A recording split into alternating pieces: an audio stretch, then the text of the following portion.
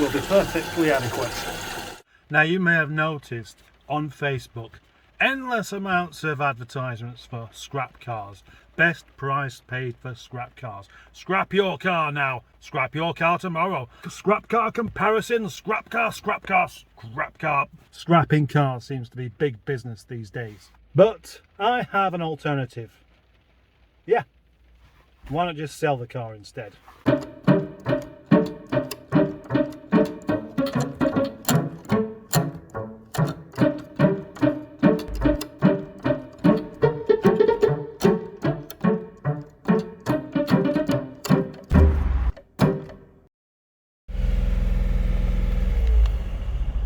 Behind me is a 2008 Vauxhall Corsa 3-cylinder shed.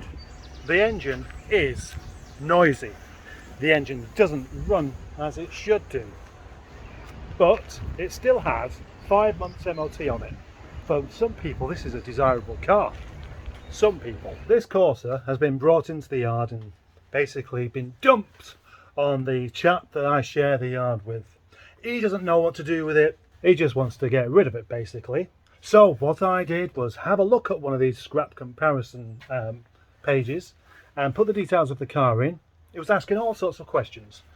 You know, whether it runs, whether it has alloy wheels, whether it has a battery, those kind of things. That's fair enough, because those are items of a higher scrap value than the rest of the car. But then it started going into how many scratches does it have? Does it have dents? What colour is it? All this kind of thing. What's that got to do with any of it? It's a scrap car. The whole point is that you just want to chuck it away and get some money back for it. It's supposed to be easy, this thing. But this, for some reason, no. They don't want to make it easy. And that makes me ever so slightly suspicious. It offered a price and then started asking for more details. Very, very strange. But to cut to the chase, why not just flog it on as a spares or despair car? It clearly needs a rather good wash and interior. It needs a good vacuuming out. In the boot we have a box with a coil pack in and some spark plugs. That gives you a clue as to what might have been considered the problem. 3-cylinder engine running on 2 cylinders. That's the clue. But it sounds as rough as a hooker's growler. Found a flat blade screwdriver in the back. Anyway, the problem's a little bit more serious than just the coil pack.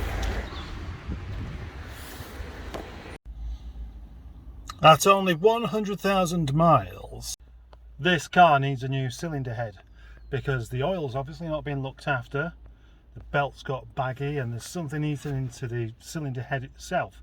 So it's running on 2 cylinders rather than 3.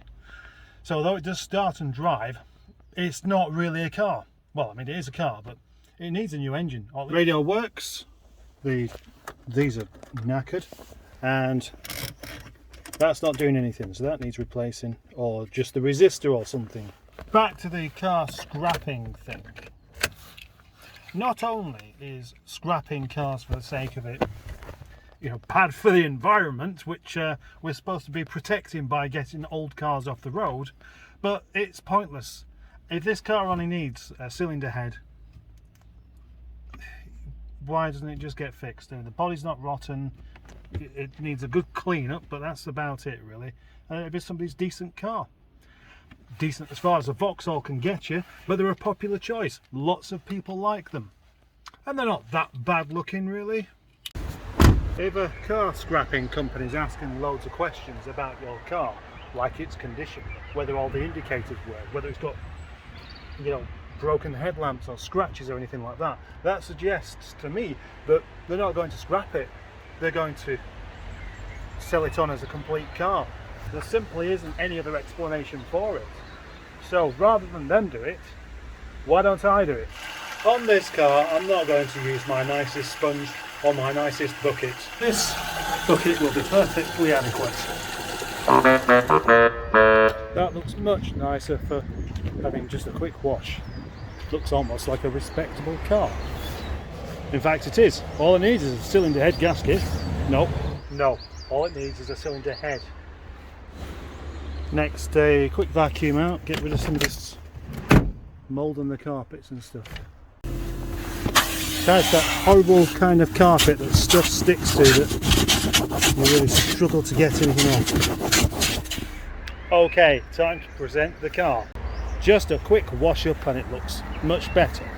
When we open the door, we find I did clean it a little bit, but there's only so much you can do with this unless you're going to spend ages and ages. And I'm not about to do that, not in a car that's not mine. So, join me in part 2 for, what's it called now? Oh, a no-nonsense sales pitch video of this very lovely little car.